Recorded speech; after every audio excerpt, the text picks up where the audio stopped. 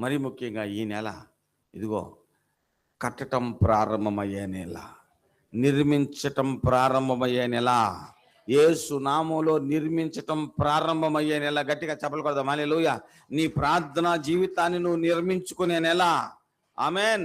దేవుడు నీకు ఇచ్చిన దర్శనాన్ని నీ అంతరంగంలో నిర్మించుకునే నెల. ఆమేన్ హల్లెలూయా.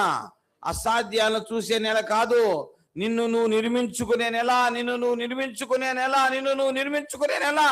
ఏదో వైపు నుంచి నిర్మాణం ప్రారంభమయ్యే నెల.